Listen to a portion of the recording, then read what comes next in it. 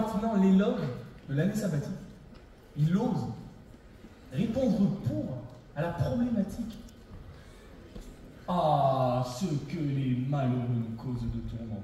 Quand la tromperie les habite et leur discours charmant, ils enchaînent des conclusions sans moralité.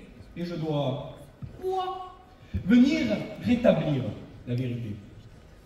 Il faut faire l'éloge de ce qui est vrai et juste. Pas du dispensable, de l'inutile et du libre. Il faut voir le monde avec un regard critique et constater l'inutilité de l'année sabbatique.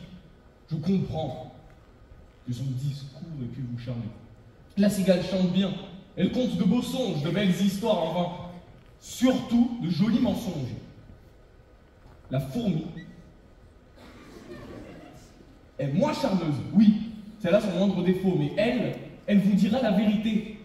Celle de notre réalité et pas celle d'un simple fatigué qui mourut l'été passé. Son raisonnement est faux.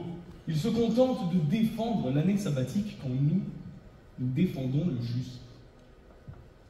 Pour subsister, l'homme a dû travailler. Car c'est par le travail acharné et inlassable qu'il s'est donné les moyens de vivre, de rêver et d'être heureux. Mais l'année sabbatique est une insulte à ce travail. Car l'année sabbatique, c'est la non-ambition. C'est la fuite de notre lutte commune, de notre condition pour un simple caprice égoïste.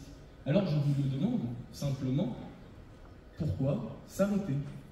Pourquoi fuir? C'est le meilleur moyen de tout perdre. C'est le meilleur moyen d'échouer. Alors, s'il veut s'arrêter, libre à lui. Mais pour ma part, non merci. S'il veut réduire à néant l'ambition des grands hommes depuis des millénaires pour un caprice, non merci.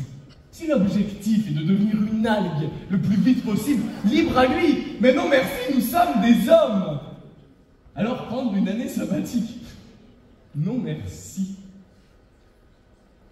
Alors nous travaillerons. Nous travaillerons dur dans la continuité de nos pères, dans la continuité des penseurs, de Rousseau, de Victor Hugo, de Kant, de Voltaire. Quoi qu'il puisse dire, et il ne le dit même pas, l'année sabbatique n'est pas un combat. Ce n'est pas du vrai travail. On ne se bat pas quand on veut dans la vie. On se bat quand on doit. Alors, des fois, même dans la fatigue, même dans la souffrance, on dépense toute notre force, toute notre sollicitude, toute notre intelligence, toute notre volonté pour détruire la misère, l'ignorance et créer enfin un semblant de liberté. Nous célébrons le travail, à la manière de Victor Hugo, le vrai travail, sain, fécond, généreux, qui fait le peuple libre et qui rend l'homme heureux. C'est par le combat que l'homme se fait homme, dirait Kant. C'est par le travail que la vie fleurit, dirait Rimbaud. Que nous serait-il arrivé si tous ces grands hommes avaient pris une année sabbatique?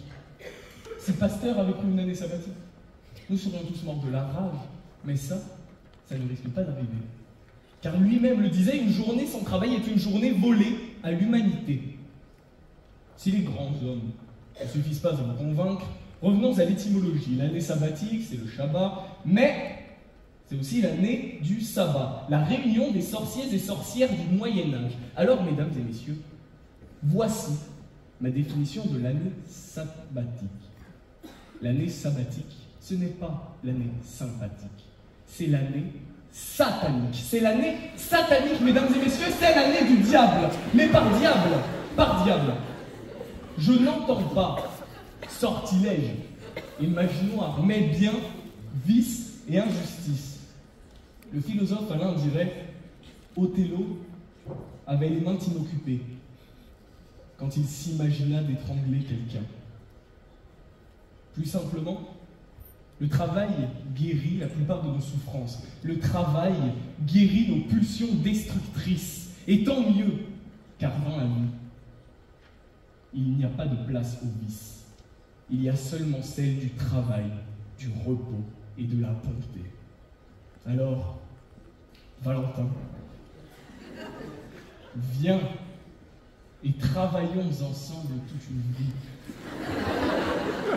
Toute une vie pour un monde meilleur.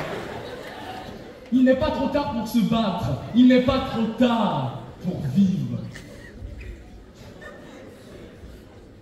Je suis déçu. Et si tu préfères encore, chanter et vagabonder tout l'été, sache que quand tu viendras à la porte, je te répondrai simplement, eh bien, dansez maintenant.